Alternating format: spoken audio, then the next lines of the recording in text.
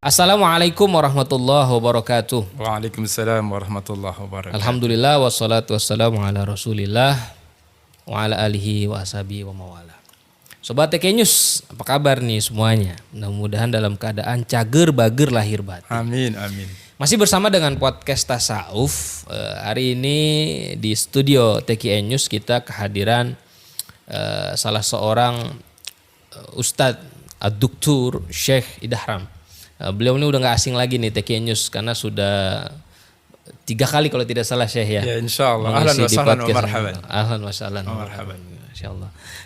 Insyaallah nanti beliau akan membahas buku terbaru beliau. Ini hasil disertasi beliau di UIN Syarif Hidayatullah.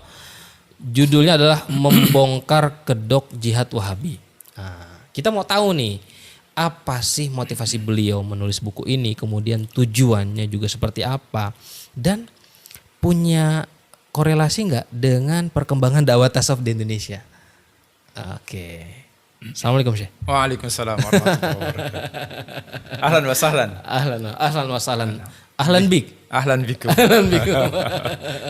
Ini buku tahun ini Syekh hadir ya, 2022 ya? Ya, akhir 2021. Akhir 2021 dan insya Allah sudah launching, Syekh. Sudah launching, awal 2022. Ini boleh saya perlihatkan? Ya silakan. Ini nama bukunya Membongkar Kedok Jihad Wahabi. Penerbitnya Sahifa. Apa Syekh yang membuat Syekh Idahram nih menulis atau meneliti khususnya tentang Syekh Abdul Wahab? Pertama karena peran Syekh Muhammad bin Abdul Wahab itu dalam dunia dakwah itu sangat masif ya, cukup besar, cukup banyak, dan pengikutnya mulai merambah akhir-akhir ini. Gitu. Ada perkembangan bertambahnya pengikut Syekh Muhammad bin Abdul Wahab, khususnya di daerah urban ya, daerah perkotaan. Itu yang pertama. Yang kedua, keprihatinan kita tentang mereka yang mengikuti itu kurang mengenal betul siapa sosok Syekh Muhammad bin Abdul Wahab sesungguhnya. Pengikutnya sendiri nggak begitu kenal? Nggak begitu kenal. Okay. Pengikutnya tidak begitu kenal. Beberapa ustadznya mengetahui itu, tetapi beberapa nggak semua ustadz? Nggak semua. Okay. Nggak semua ustadz. Beberapa dan menafikan, artinya menyepelekan juga. Dia tahu, misalkan ada seorang ustadz yang cukup terkenal di dunia YouTube dan dunia ya, dakwah lah di Indonesia. Ustadz itu mengatakan bahwa Syekh Muhammad bin Abdul Wahab ini memang membunuh, tapi dalam skala kecil katanya. Oke. Dalam skala kecil dia bilang. Artinya kan udah ada pengakuan ya? Udah ada pengakuan. Jadi hanya perang suku dianggap, perang kabilah gitu. Perang kabilah. Menurut beliau begitu. Padahal tidak sesederhana itu gitu. Jadi Syekh Idahram melihat ada yang berusaha menutupi sejarah. Menutupi sejarah, betul. Okay. Lalu kita sebagai kalangan pendakwah dan akademisi tentu punya tanggung jawab gitu. Bagaimana agar umat ini tidak terjerumus kepada paham yang Nabi sendiri wanti-wanti untuk tinggalkan gitu. Kenapa? Sebagaimana sering kita dengar hadis sahih Bukhari dan Muslim muttafaq alaih, Imam Tirmizi juga meriwayatkan, kurang lebih redaksinya, sayakhruju qaumun fi akhir zaman ahdasul asnan, akan muncul suatu kaum di akhir zaman.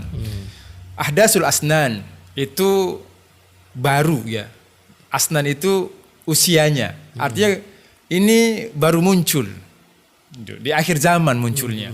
Ahdasul asnan sufahaul ahlam, jadi paham ini paham baru. Bisa bermakna paham ini sebenarnya justru ainul bid'ah. Paham itulah yang bid'ah gitu. Karena baru. Ahdasul asnan. Sufahaul ahlam. Cara berpikirnya bodoh.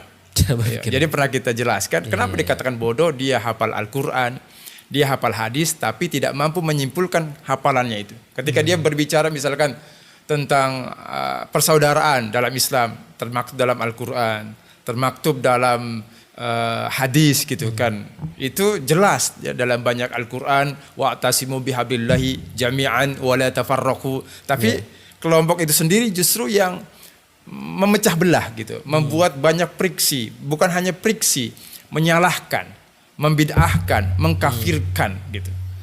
Jadi saudara-saudara kita itu yang dikatakan oleh Syekh Al-Imam Jalaluddin As-Suyuti juga oleh Imam As-Subki bahwa tidak ada seorang pun dari ulama sebelumnya, ulama-ulama terdahulu yang mempermasalahkan tawasul dan istighatsah. Yang menganggap tawasul itu haram atau bid'ah atau musyrik kecuali setelah kedatangan Syekh Ibnu Taimiyah. Dan fatwa Syekh Ibnu Taimiyah ini dipakai oleh Syekh Muhammad bin Abdul Wahhab. Memang rentangnya jauh ya. Syekh Muhammad bin Abdul Wahhab itu hidup di awal abad 18 gitu. Hidupnya gitu, baru gitu seperti itu. Jadi kenapa saya menulis kitab ini? Karena terdorong agar mereka kenal gitu dengan Syekh Muhammad bin Abdul Wahhab gitu. Kenal bukan sama sosoknya tapi pemikiran-pemikirannya. Pemikiran. Makanya terutama itu ya. Disertasi saya pemikiran dan praktik jihad Syekh Muhammad bin Abdul Wahhab. Jadi kita mengupas seluruh pemikiran beliau tentang jihad dan prakteknya. Kita tidak mengambil kitab dari kaum orientalis dan kaum barat karena terkadang mereka itu ketika orang-orang barat dijadikan postulasi hukum dalil gitu, contoh-contoh argumentasinya dianggap kok menggunakan argumentasi orang kafir gitu kan. Kok menggunakan penelitian orang kafir gitu. Yang orang kafir itu tidak siqah, tidak jujur, tidak bisa dipercaya. Jadi saya langsung ambil referensi dari seluruh karya-karya Syekh Muhammad bin Abdul Wahhab itu yang primer, yang sekundernya 2 kitab murid langsung ketemu dengan Syekh Muhammad bin Abdul Wahhab. Bahkan kitab Syekh Ibnu Ghanam itu ya Tarikh Najd itu kitab itu di mukadimahnya menurut pengakuan penulisnya kitab ini setelah diteliti, dilihat gitu, diperbaiki, diarahkan oleh Syekh Muhammad bin Abdul Wahhab gitu. Jadi kitab oke. Setelah Syekh Ibnu Ghanam nulis kitab itu diperiksa, diserahkan. Syekh, apakah seperti ini alur perjalanan sejarah pergerakan kita gitu. Apa kata Syekh? Ya, dibenarkan. Ada yang diperbaiki dan ada yang tidak gitu. Jadi seperti misalkan mereka menamakan kita ini orang-orang muslimin gitu. Yang kita perang itu orang-orang musyrikin gitu. Itu berdasarkan arahan Syekh Muhammad bin Abdul Wahhab. Tapi ternyata klaim orang-orang Islam itu hanya mereka saja gitu. Orang yang tidak sepaham dengan dia, Ibnu Syuhaim, dianggapnya musyrikin. Seperti Ahmad Al-Badawi itu orang musyrik. Ya, waliullah yang ada di kota Tanta. Ana Al-Fakir pernah belajar di Timur Tengah di kota Tanta ini kurang lebih 4 tahun. Ya. S1 itu di sana. Lalu juga misalkan Tafsir Ar-Razi. Beliau dibilang orang yang sesat gitu.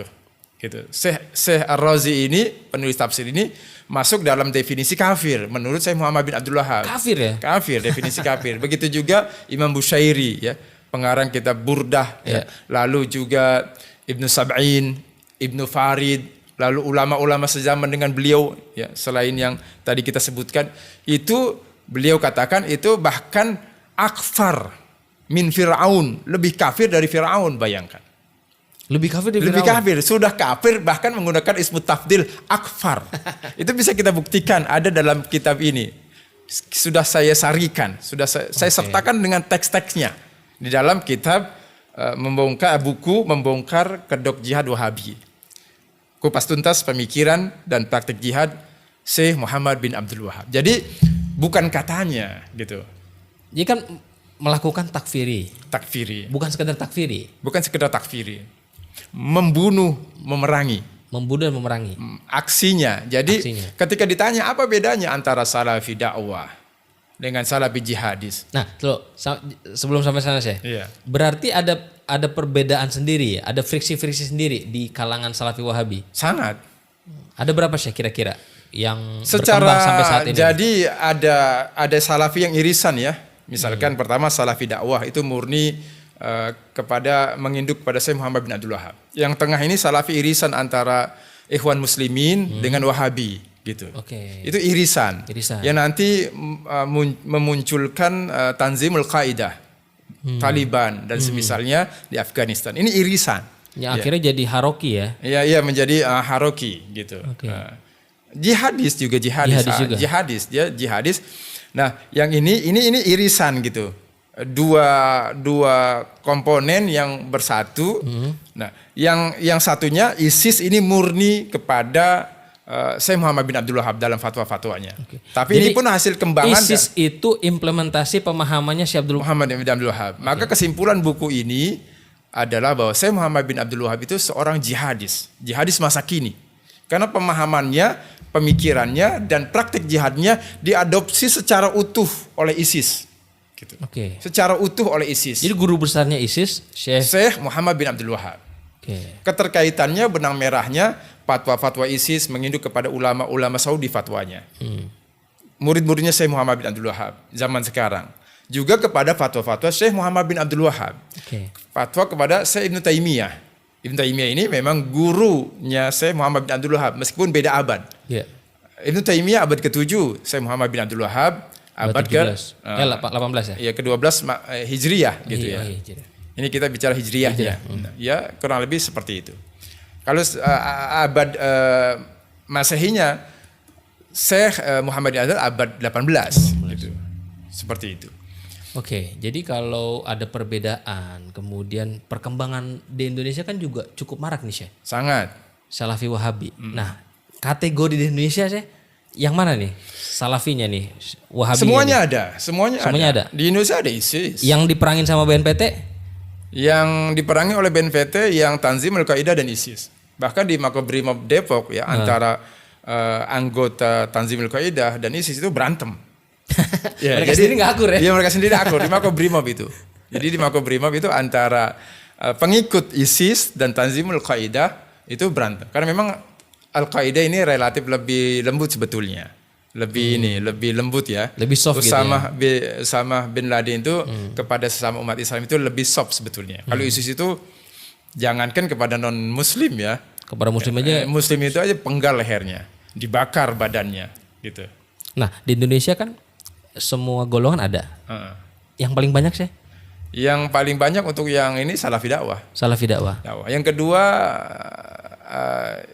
jihadis yang menginduk kepada kaidah. ISIS juga, tapi itu perlu diteliti kembali ya. Perkembangan belakang ini. Ini kan yang lagi diburu kan bibit-bibit itu jangan sampai berkembang kan? Jangan sampai berkembang. Karena Salafi dakwah dengan Salafi jihadis ini sama bahayanya. Tinggal melangkah. Seperti kita contohkan. Ketika dia melarang untuk hormat kepada bendera. Bendera ini dianggap togut. Dianggap penghormatan melebihi kepada Tuhan misalkan. Gitu kan, gulu gitu, gulu fiddin gitu, mutatarrifin. Nanti dia akan melangkah setelah dia tidak setuju, dia menyalahkan, nanti dia mengkafirkan. Jadi bukan cuma dia mengkafirkan benderanya, siapa ini yang mengusung bendera negaranya, nanti akan melangkah ke situ, gitu. Dari dia menyalahkan, dari pertama dia tidak menyukai, lalu menyalahkan, mengkafirkan, terbentuklah sikap keras dia. Tinggal melangkah nanti, oh ini tidak sesuai syariat Islam. Negara ini karena dalam risalah makna togut yang ditulis oleh Syekh Muhammad bin Abdul Wahab, negara Persia Indonesia ini togut gitu. Oke. Bahkan ya orang yang misalkan mengetahui seperti misalkan kalau dalam sahabat-sahabat kita yang mempercayai karomah wali gitu kan. Itu wali-wali itu dalam pandangan mereka togut.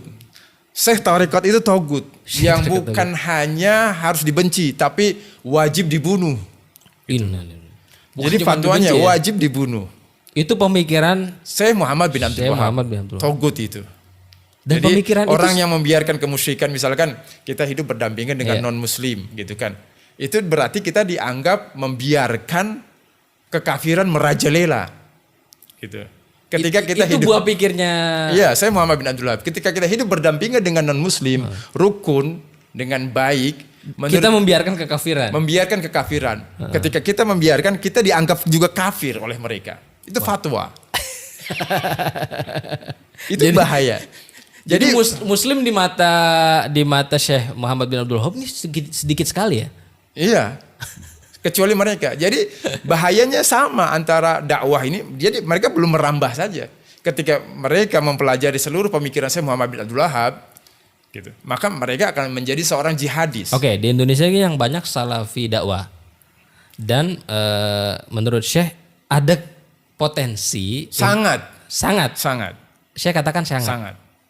Oke. Sangat ada potensi karena dari membid'ahkan, memusyrikan dan mengkafirkan ini nanti akan melangkah kepada gerakan senjata. Ketika dia tidak suka kepada seseorang, kafir. Negara kafir. Tinggal menoleh gitu. Tapi ada juga yang salafi dakwah nih yang taat ulil amri, itu gimana Syekh? Itu dampak dari ketaatan mereka kepada kerajaan. Ya, mohon maaf, kerajaan di Timur Tengah, ya, kerajaan yang tempatnya ini Salafi Wahabi ini mayoritas di situ, itu mewajibkan kepada taat kepada pemerintah. Satu. Yang kedua, karena memang ada fatwanya Syekh Muhammad bin Abdul Wahab untuk taat kepada pemerintah. Tetapi yang menjadi masalah, fatwa Syekh Muhammad bin Abdul Wahab itu ambivalen, kontradiksi. Di satu kitab dia sebut harus taat, di satu kitab yang lain dia harus memerangi togut. Ta'arud Nah, ya. ta'arud. Jadi pemerintah itu yang tidak menerapkan syariat Islam itu togut. Bagaimana bisa dikatakan itu togut? Di satu sisi harus taat kepada pemerintah. Pemerintah seperti apa berarti? Gitu kan. Sedangkan hukum menurut mereka, wa man lam yahkum bima anzalallahu fa ulaika humul kafirun. Siapa yang tidak berhukum dengan hukum Allah maka itu kafir. Gitu kan. Tahkim. Itu Masyaallah. Penjelasan para ulama sahabat enggak begitu. Ya. Al-kufru dunal kufri, bukan kekufuran itu. Kekafiran la yukhriju anil millah, kekufuran yang tidak mengeluarkan dari agama Islam sebetulnya. Jadi yang dimaksud man lam yahkum itu kan orang. Ya. Individu. Tidak berbicara konteks negara. Jadi man lam yahkum, ayat suci Al-Qur'an tidak menyebut ad-daulah atau al-hukumah. Misalkan kalau kita terapkan kalimat al-hukumah allati lam tahkum bima anzalallah, gitu kan. Pemerintahan yang tidak berhukum dengan hukum Allah, atau ad-daulah, negara. Allati lam tahkum bima anzalallah fa ulaika fatilka ad-daulah min daulatil kufri misalkan, atau min al-kufri misalkan, iya, atau haula minal kafirin. Ini tidak berbicara tentang sistem, tapi man. Apa maksudnya kata Ibnu Abbas? Man itu berarti individu. Maksudnya Individual. apa? Seseorang yang tidak menerapkan syariat Islam ini maksudnya apa? Tidak menerapkan syariat Islam. Seseorang yang tidak sholat, seseorang yang tidak puasa, gitu. Maksudnya itu. Jadi man lam yahkum, seseorang yang enggak puasa, enggak zakat, enggak haji, gitu. Tidak menjalankan syariat Islam dengan benar, gitu. Faulaika humul, mereka ini kan ulaika. Humul kafirun, kafir di sini kata Ibnu Abbas bukan kekufuran yang mengeluarkan pelakunya menjadi non Islam, gitu. Tapi dalam fikih ini disebut fasik. Dia yakin kepada Allah tapi tidak menjalankan syariat maksudnya. Tidak berhukum dengan hukum Allah secara personal ini maksudnya adalah dia tidak kafir secara misalkan agama enggak murtad lah. Enggak murtad, gitu. Tetapi dia fasik. Yang dimaksud tidak menjalankan hukum ini maksudnya tidak menjalankan syariat Islam, tidak puasa, gitu. Enggak zakat, enggak haji, enggak sholat, gitu. Enggak menafkahi istri. Nah, termasuk di dalamnya itu juga syariat Islam. Jadi maksudnya itu bukan suatu, ya memang pemerintahan yang negara Islam itu positif buat itu. Artinya ketika hukum diakomodir gitu, diperkuat oleh negara itu positif. Tetapi menurut fatwa-fatwa para ulama, ulama NU maupun beberapa ulama kontemporer zaman sekarang, negara itu tidak mesti berlabelkan Islam gitu. Yang terpenting adalah syariat Islam bisa diterapkan dengan baik gitu.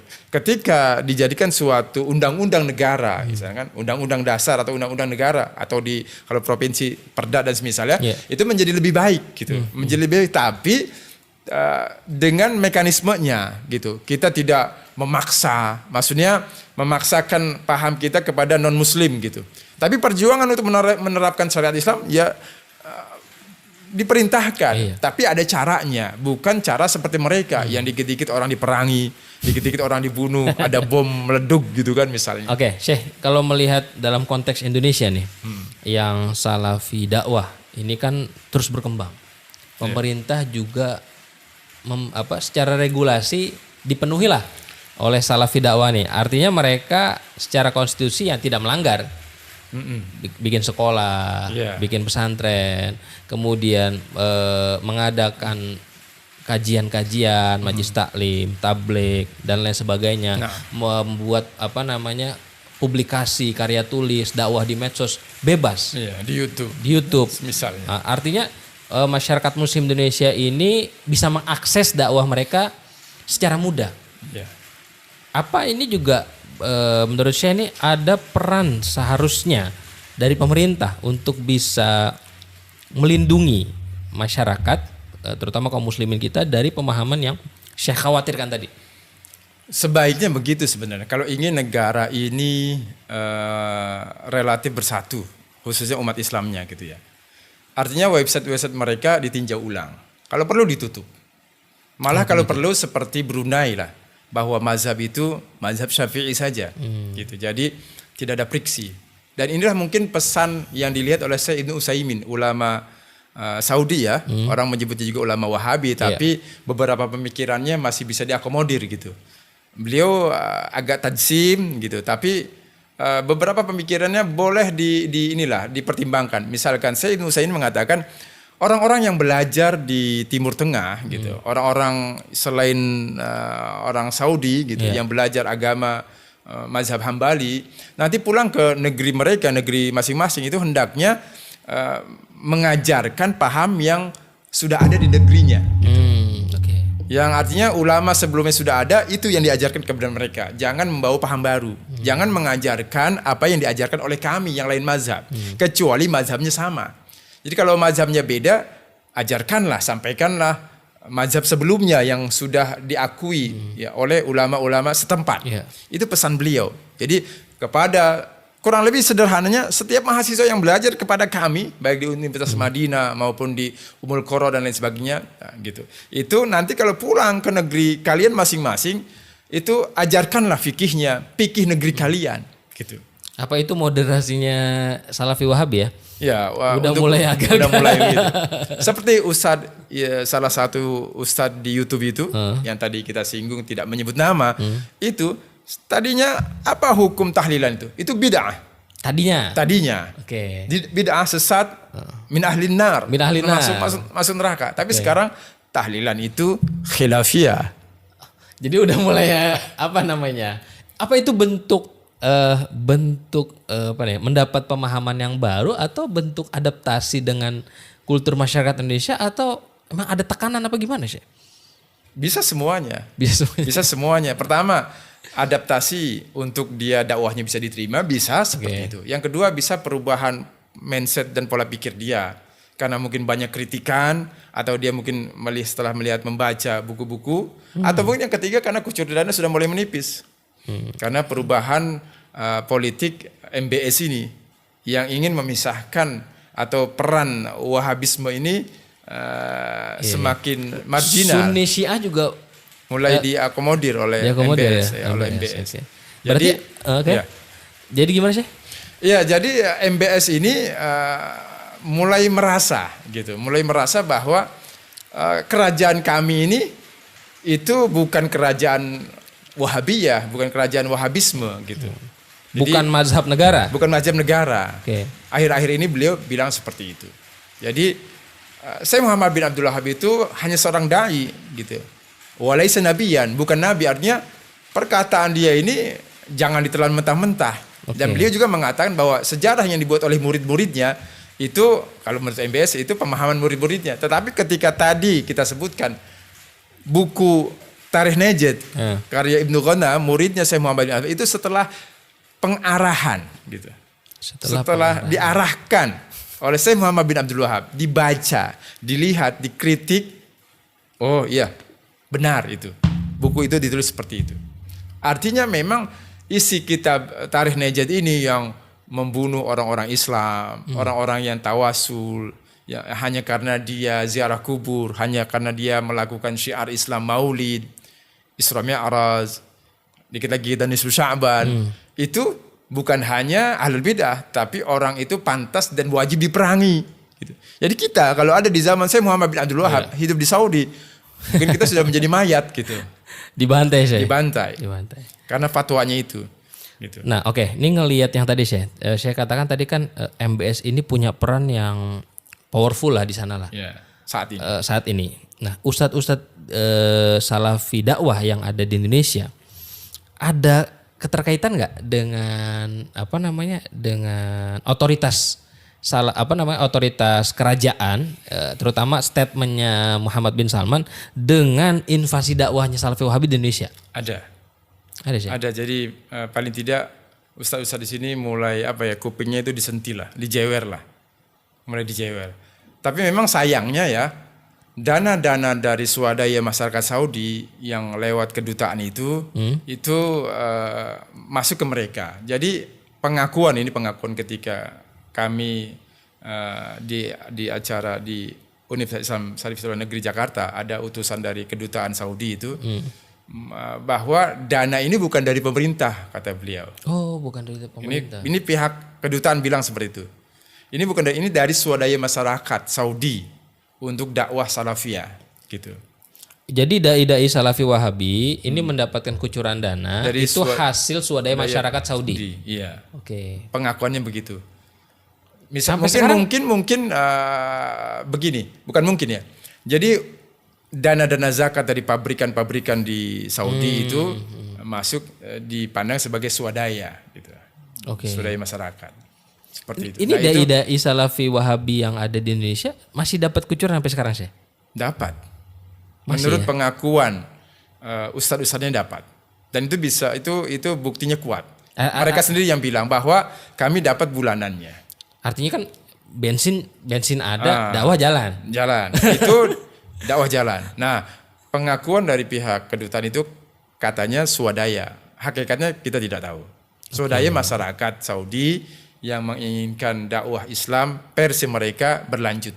Seperti itu.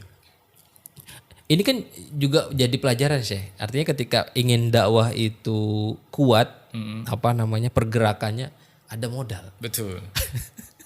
Sangat terkait. Sangat terkait. Ya. Cuman problemnya ketika ada modal, dakwah itu sesuai yang ngasih modal. Ya, pesanan. Nah, saya ngeliatnya gimana nih? Ada Salafi dakwah ke depan. Ada sisi itu, tetapi memang karena dakwah Salafi Wahabi ini instan ya, praktis. Sebenarnya dia bisa berdiri sendiri. Oh, mandiri, bisa. Okay. Ketika itu sudah menjadi doktrin yang kuat di dalam keyakinan masing-masing pengikut Wahabi. Makanya tinggal kita mengenalkan mereka. Sebenarnya Syekh Muhammad bin Abdul Wahab itu seperti apa? Apakah dia memang ulama yang mumpuni? Tidak, karena karya-karyanya itu tipis. Karyanya Al-Qawaid Al-Arba cuma 5 halaman, gitu kan. Lalu misalkan Usul As-Salasah cuma 15 halaman. Kitab Tauhid cuma beberapa halaman. Itu menjadi tebal karena disyarah oleh guru-gurunya. Maksudnya ulama-ulamanya dan murid-muridnya. Bahkan hampir tidak ada batasan mana perkataan Syekh Muhammad bin Abdul Wahab, mana perkataan ulamanya gitu. Sehingga jadi ini tidak boleh sebenarnya dalam budaya tradisi keilmuan kitab tertentu gitu. Nah, seperti itu. Jadi Syekh Muhammad bin Abdul Wahab itu kalau dibandingkan ulama-ulama terdahulu keilmuannya cetek, bisa dibilang begitu. Kenapa? Karena karyanya sedikit. Coba kita bandingkan dengan misalkan karya-karya Imam Syafi'i, jauh sekali. Al-Um, Ar-Risalah, Musnad Imam Syafi'i, belum Imam Malik, Mudawwanah Al-Kubra dan semisalnya yang berjilid-jilid. Nah, Syekh Muhammad bin Abdul Wahab ini bisa dikatakan tidak ada tempat untuk beliau di dalam posisi sebagai seorang mujtahid. Sangat tidak layak, tetapi beliau berijtihad dan oleh sebagian mereka disebut sebagai pengikutnya sebagai mujtahid mutlak. Jadi berfatwa dalam semua urusan. Padahal kitab-kitabnya itu, kitab-kitab Syekh Muhammad bin Abdul Wahab ketika berbicara tentang agama itu sangat minim. Analisa usul fikihnya, analisa tafsirnya, analisa hadisnya, apalagi analisa sejarah sangat minim. Gitu. Rata-rata hanya berdasarkan opini pemahaman beliau sendiri. Gitu. Jadi tidak bisa membedakan antara opini dengan fatwa. Dia memberikan opini, tapi murid-muridnya, pengikutnya menyebutnya fatwa. Dan ini beliau yang kapasitas keilmuannya dalam bahasa kita tadi cetek ini, itu tidak pantas untuk menjadi seorang mujtahid dan diikuti. Gitu. Artinya dia cenderung melakukan kesalahan karena ilmu alatnya itu kurang. Untuk memahami ilmu tidak cukup dengan, kan zaman sekarang orang begitu euforia, begitu gundam, begitu kagum dengan hadis sahih. Padahal hadis sahih ini tidak cukup. Imam Bukhari saja yang kita katakan berulang-ulang, beliau ulama hadis dan hadisnya sahih, gitu kan. Tidak menggunakan hadis yang dia riwayatkan, tapi kita zaman sekarang Ustaz ini Sahih Bukhari, sedangkan Imam Bukhari nggak pakai itu. Imam Bukhari justru bermazhab, mazhabnya Syafi'i, dan beliau hidup jauh setelah Imam Syafi'i, gitu. Tapi zaman sekarang orang ada yang mengedepankan Imam Bukhari ketimbang Imam Syafi'i. Oh ini Imam Bukhari, lah dikemanakan Imam Syafi'i, dikemanakan Imam Abu Hanifah, dikemanakan Imam Malik. Justru beliau jauh hidup lebih awal. 1 abad lebih, bahkan ada yang 1,5 abad antara Imam Abu Hanifah dengan Imam Muslim, dengan Imam Bukhari, Imam Tirmizi, Imam Abu Daud, itu berbilang abad gitu. Artinya gini sih, artinya ketika paham ini dibiarkan, itu akan mendegradasi tradisi ilmiah. Betul. Tradisi sanad itu mendegradasi sangat itu. Makanya dari cara sholat mereka yang tidak sesuai sanad misalkan mohon maaf, mungkin di antara kita ada yang melakukan itu karena tidak tahu, atau mungkin karena membaca bukunya Syekh Albani Sifat Salat Nabi, ketika bangkit dari sujud rakaat pertama dengan mengepal gitu kan, mukul gitu kan. Nah kata Imam Nawawi itu hadisun batilun, hadisnya batil la aslalahu, enggak ada sumbernya. Itu hadis yang, makanya Syekh ulama Saudi sendiri menulis kitab La Jadida fis Shalah. Tidak ada yang baru dalam salat. Artinya yang disampaikan oleh Syekh Albani itu justru amalan baru, amalan bid'ah gitu.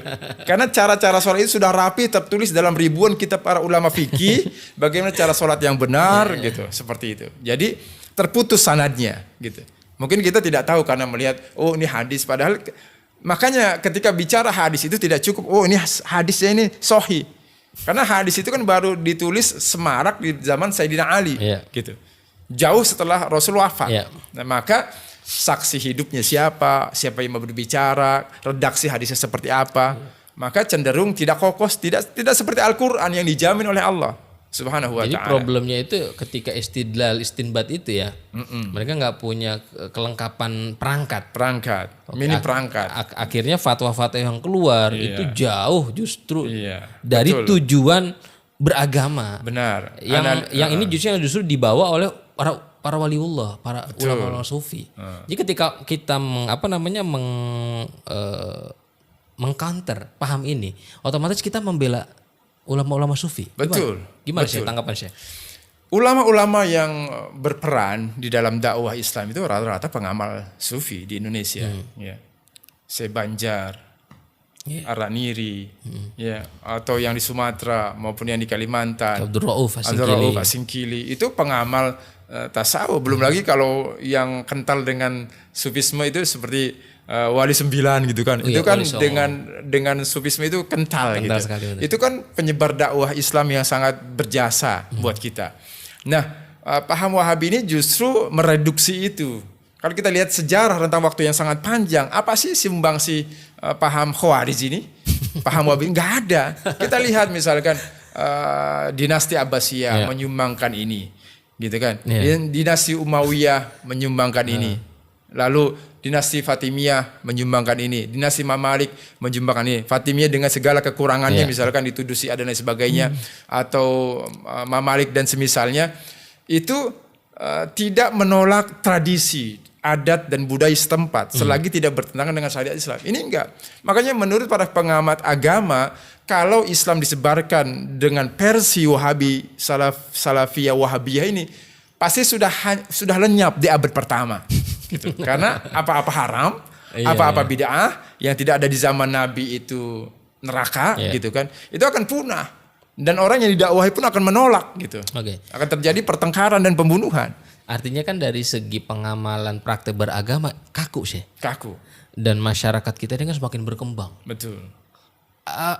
Apakah dengan didiamkan sih cara beragama yang kaku itu bisa mati sendiri sih dengan masyarakat yang semakin fleksibel?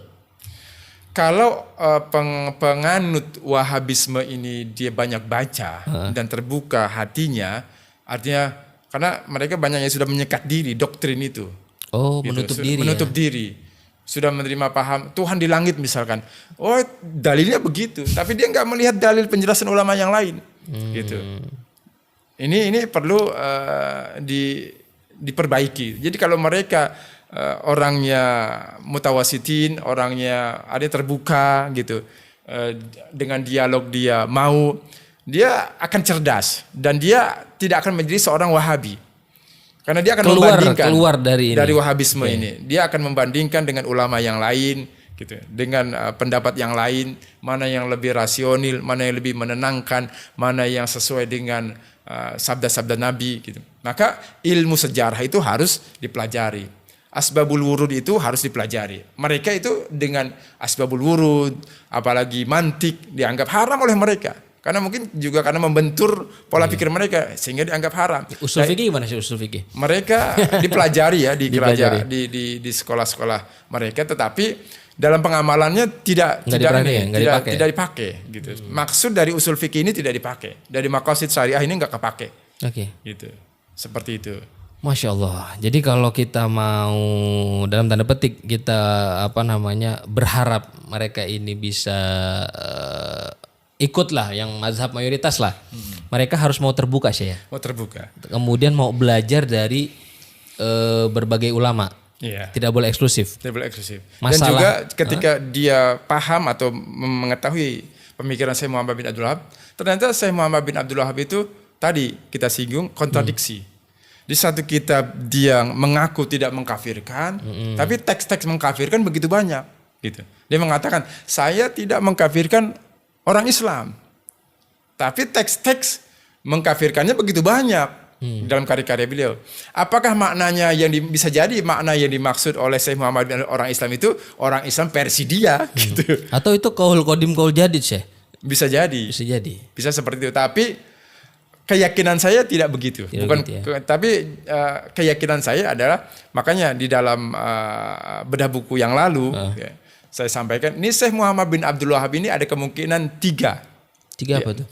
Tiga kemungkinan, satu dari tiga ini. Yang pertama dia tarojo dari pendapatnya. Karena kata dia saya tidak pernah mengkafirkan, tapi Ibnu Farid dia kafirkan, gitu kan. Ar-Razi dia kafirkan, Al-Badawi dia kafirkan, Usyairi dia kafirkan, Ibnu Suhaim dia kafirkan. Ulama di zaman dia anggap kafir, gitu.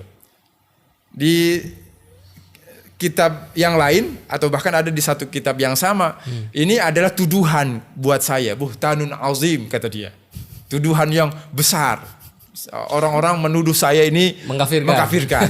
Padahal saya tidak mengkafirkan. Jadi pertama mungkin dia sudah tadi qaul jadid dan qaul qadim. Jadi taubat, udah taroju min kalami al-qadim. Sudah merevisi pendapat lamanya, itu pertama. Yang kedua, mungkin beliau ini punya penyakit amnesia, lupa ingatan dari apa yang dia sebutkan, udah lupa. Gitu. Pernah ngomong ini lupa. Gitu. Lupa.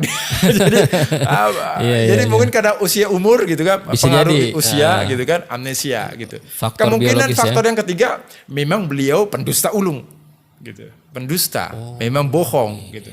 Jadi tiga kemungkinan ini tinggal kita pilih mana barangkali. Yang ketiga-tiganya yang positif yang pertama, ya, yang dia merevisi itu masih lebih baik. Tapi kalau amnesia ya itu manusiawi, dimaafkan. Ya, yang ketiga ini yang parah. Kalau dia memang berbohong. Nampaknya kalau dilihat dari perilakunya, sepertinya yang ketiga lebih mengarah ke sana. Karena beliau pertama temperamental orangnya, keras. Orangnya keras. Sejak muda, sejak remaja, keras kepada bapaknya, kepada kakak kandungnya Sulaiman bin Abdul Wahab itu dikejar-kejar itu. Ketika Sulaiman menjadi qadi,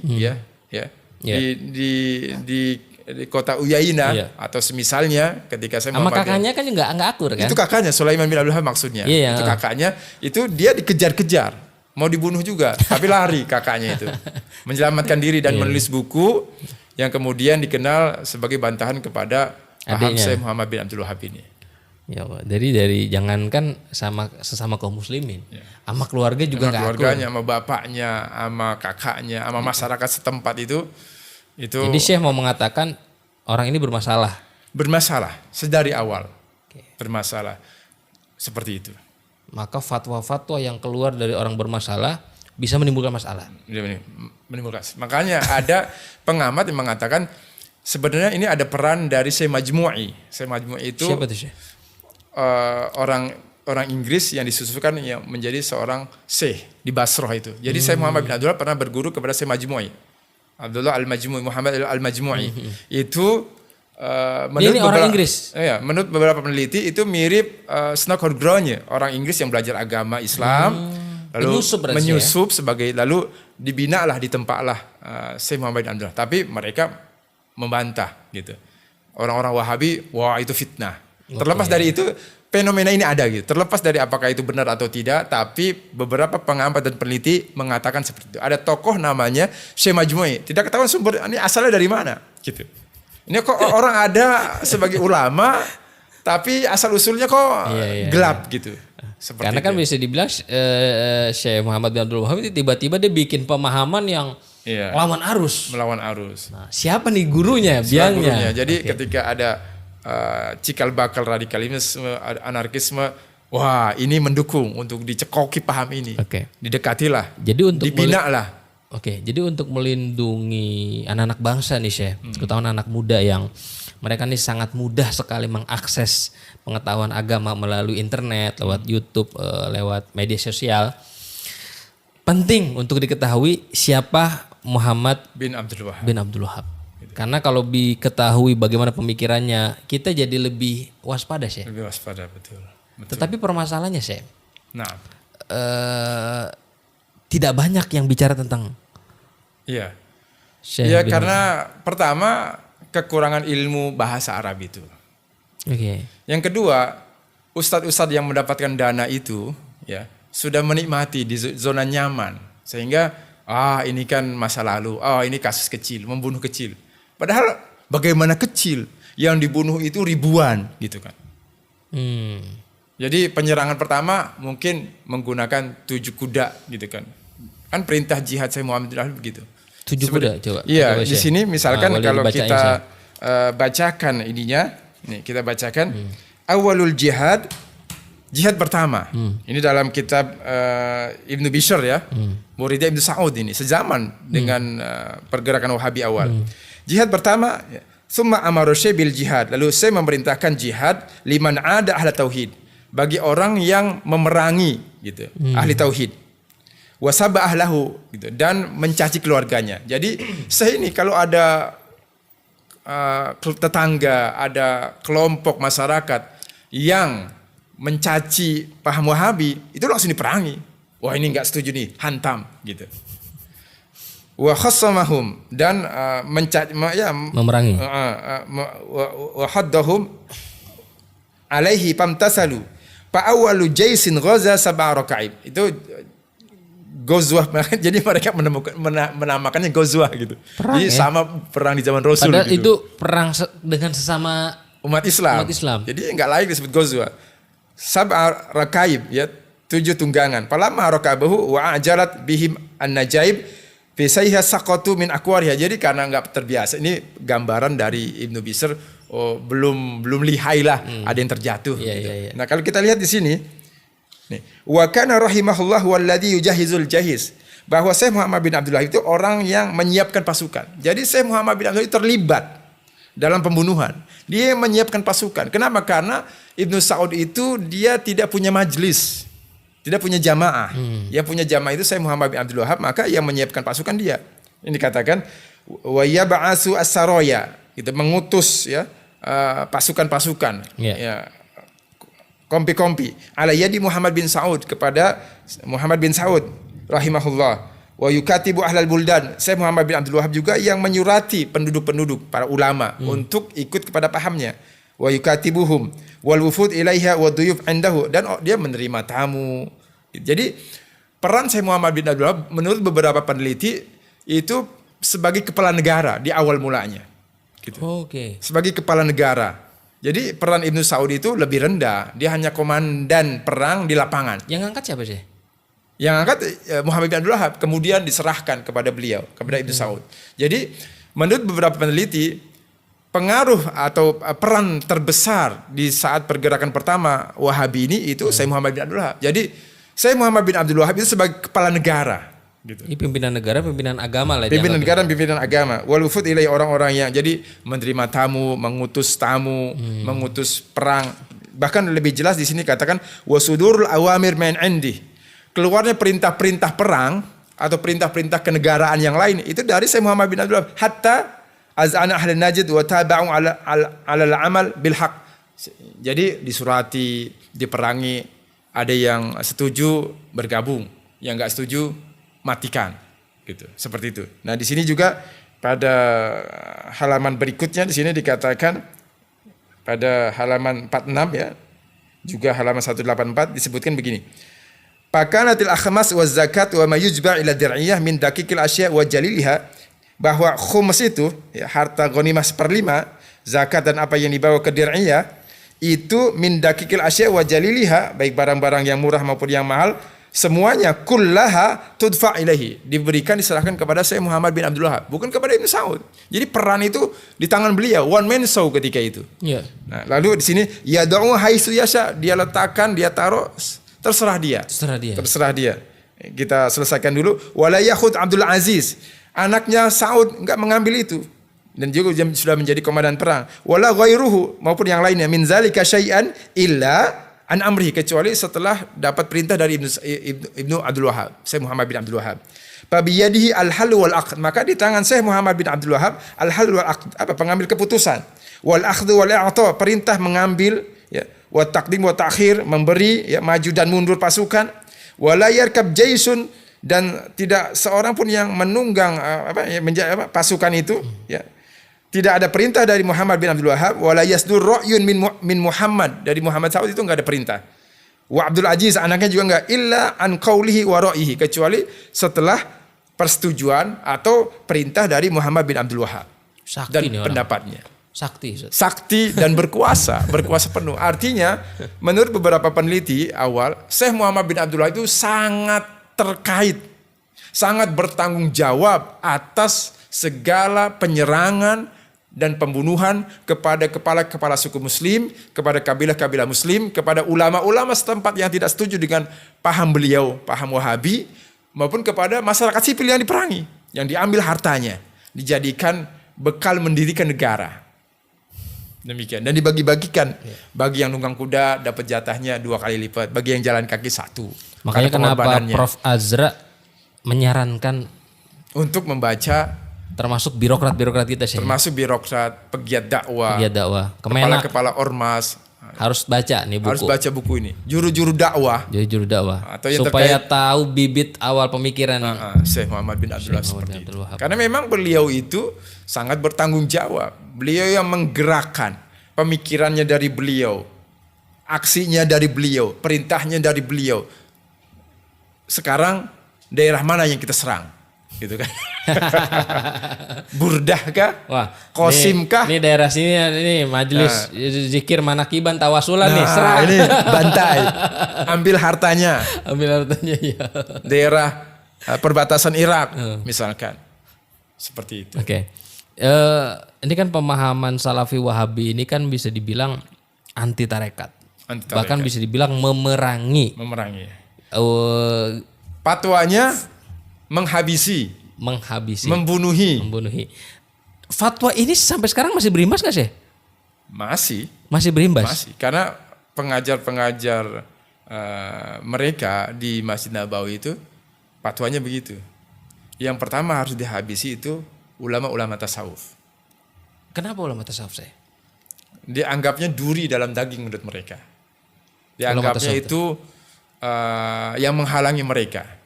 Dianggapnya itu juga bagian dari togut. Karena bukan ulama fikih ya?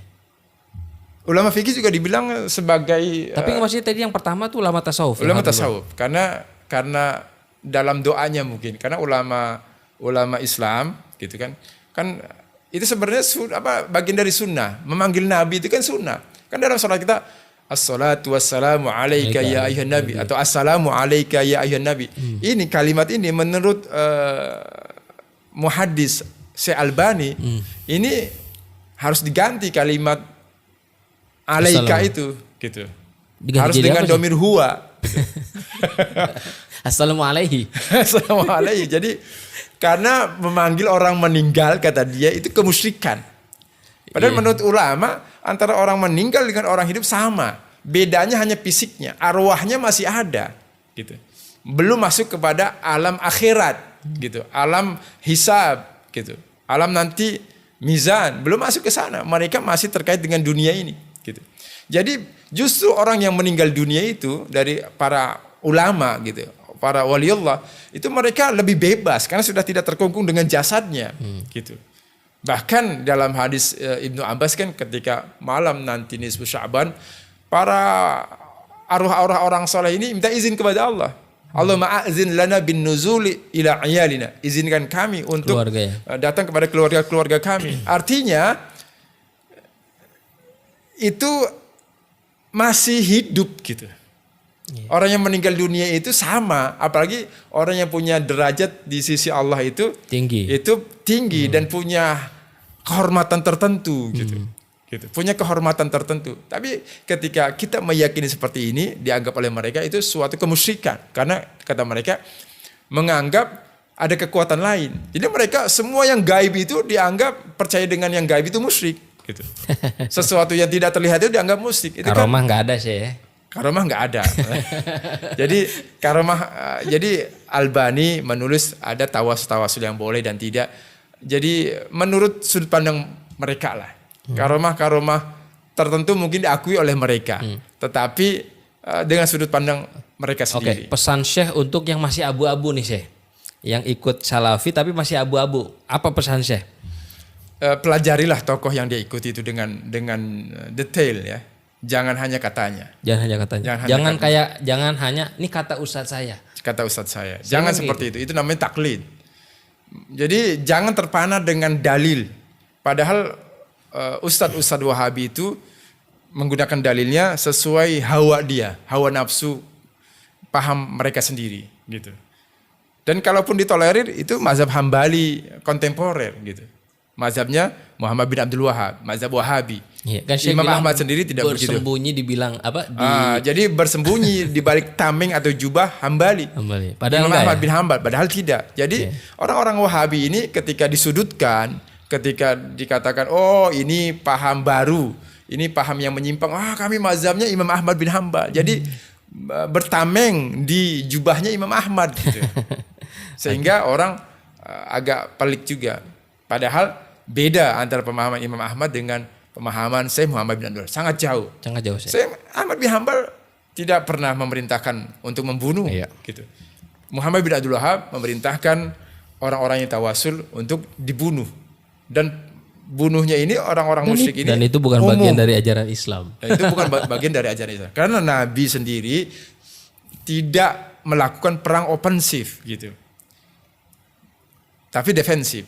Surat-surat yang dilayangkan kepada Raja Mukaukis gitu kan. Raja Mesir atau Raja Romawi, Heraklius atau Al-Ghassani, Raja Persia gitu. Atau Raja Yaman atau Raja yang ada di Afrika misalkan. Itu tidak ditindaklanjuti dengan penyerangan atau peperangan. Hanya mengenalkan min Muhammad Rasulullah sallallahu alaihi wasallam Muhammad. Barang kalimat pertamanya Bismillahirrahmanirrahim dengan kasih sayang gitu. Aslim Islam, masuk Islam, insya Allah engkau akan selamat. Di akhirat dan di dunia. Tapi bukan dengan penyerangan atau pembunuhan. Nabi tidak mengikuti itu. Artinya kita harus tetap menjaga robitoh kita dengan Nabi Muhammad SAW. Betul. Oke, terakhir Syekh. Harapan Syekh dengan lahirnya buku ini apa? Mereka semakin lembut dan mau kembali kepada mazhab para ulama. Karena menurut mereka mazhab itu bid'ah. Bahkan menurut Muhammad bin Abdul Wahab bermazhab itu bagian dari kemusyrikan, kekafiran gitu. Maka pelajarilah pendapat-pendapat ulama, usul fikih itu dipelajari sehingga dengan adanya perbedaan ulama menjadi lembut gitu. Khilafiyah, fikih itu kan opsional. Bukan hitam putih mesti begini, ada pilihan-pilihan. Memang hukum itu hitam putih, tapi dalam masalah fikih ini ada pilihan-pilihan sehingga tidak mudah menyalahkan orang. Maka orang yang berilmu itu dia akan berwawasan luas gitu. Kecuali berilmu tetapi masih dalam tempurung gitu. Masih dalam satu pola pikir dia. Iya. Mazhab Hambali, Imam Ahmad sebetulnya toleran. Makanya kita katakan ketika mereka bertaming kepada Imam Ahmad, bertamingnya menggunakan nama Imam Ahmad. Padahal bukan ajaran Imam Ahmad yang beliau pakai. Misalkan ketika mereka membid'ahkan orang yang ziarah kubur. Padahal Imam Ahmad dalam kitab Matalib Uli Nuha gitu kan. Dari muridnya Al-Munziri, Ibnu Munzir. Itu murid ketemu orang Imam Ahmad dikatakan bahwa kebiasaan Ansor di dalam ziarah kubur itu membaca Al-Quran, membaca Al-Fatihah, membaca Kulhu, Al-Falaq dan An-Nas. Wa hakadha 'adatul Ansar fi taraddudi ila maqabirihim atau kuburihim. Beginilah kebiasaan sahabat Nabi dari kaum Ansor ketika ziarah kubur. Baca ayat Al-Quran. Nah, mereka bilang baca ayat suci Al-Quran untuk orang yang meninggal dunia bid'ah, sesat, ahli neraka. Padahal Imam Ahmad bilang ini tradisi salaf gitu. Jadi yang mereka ikuti itu bukan salaf, menamakan salafi, tapi yang mereka ikuti salaf gitu kan. Obat gatel. Jadi bukan salaf. Padahal salaf itu tadi dikatakan Imam Ahmad kalau ziarah kubur baca Al-Quran. Okay. Gitu. Makanya kata Imam Syafi'i wa ana uhibbu. Ini dalam kitab Al-Um, tapi orang-orang Wahabi memfitnah. Katanya Imam Syafi'i, katanya orang Indonesia ngikutin Imam Syafi'i. Gitu. Kata Imam Syafi'i baca Al-Quran enggak nyampe. Di kitab yang mana gitu kan. Saya udah buka kitab umnya. Kata Imam Syafi'i, sampai saya hafal. Wa uhibbu law quri'a 'indal qabri. Aku menyukai kalau orang meninggal itu dibacakan Al-Quran. Wa du'iya lil mayyit gitu. Dan didoakan orang yang meninggal dunia. Bagaimana bisa dia mengatakan baca Al-Quran enggak nyampe, tapi dia nyuruh baca Al-Quran. Iya, kitab beliau sendiri Al-Um gitu. Jadi kalau dikatakan Imam Syafi'i bilang aja kitab yang mana gitu. Jangan ngarang-ngarang seperti itu. Jadi buku ini penting juga dibaca untuk yang menganut mazhab Salafi Wahabi. Salafi Wahabi, ya sangat penting. Sehingga mereka menyadari, oh ternyata saya Muhammad bin Abdul Wahab tidak layak. Jadi kalau penasaran nih teman-teman semuanya saudara-saudara, kalau penasaran dibeli aja nih. Judulnya Membongkar Kedok Jihad Wahabi. Penasaran nih isinya apa sih? Ya isinya kan? Kalau kita ini lihat, ilmiah sudah disidangkan Syekh ya? Ya ini adalah disertasi. S3 doktoral S3. di Universitas Islam Negeri Saifuddaulah Jakarta. Daftar isinya pengertian tentang jihad, ya jenis-jenis jihad, lalu hukum jihad, etika jihad, jihad dalam perspektif Al-Quran. Lalu saya ingin lebih utuh bagaimana jihad di masa Nabi. Ini digambarkan secara jelas. Jadi oke Syekh, kalau mau pesan kemana Syekh, kita aja lah. Sebenarnya ini sudah banyak di apa penerbitnya Sahifa ya? Sahifa. Jadi nanti bisa kalau kita lihat di penjualan online kan sudah pokoknya ada. Pokoknya ketik aja judulnya nanti di Google gitu Syekh ya. Membongkar Kedok Jihad Wahabi. Kalau kita sebut nanti nama pasarnya kan ada S gitu kan, ada B, lapak, ada macam-macam gitu. Masing-masing. Silakan pilih lah. Sudah ada di situ. Nah itu bisa dicari dengan harga yang beragam tergantung penjualnya. Iya, dan itu sudah mudah zaman sekarang online. Iya, sudah mudah. Syekh Idahram, terima kasih sama-sama. Sudah hadir di Semoga studio buku TKN ini News. membawa manfaat dan menambah persatuan umat Islam. Kenapa menambah persatuan? Kenapa Ustaz? Karena mereka semakin paham. Akhirnya nanti melebur. Iya. Menjadi ada umat jahilu. Ayo. So, akhirnya nanti mereka ada umat jahilu. Musuh karena dia tidak paham. Nggak paham. Nah, ketika dia mulai paham, dia akan melebur dengan saudaranya yang lain. Oh, ternyata begini. Demikian. Wallahu a'lam.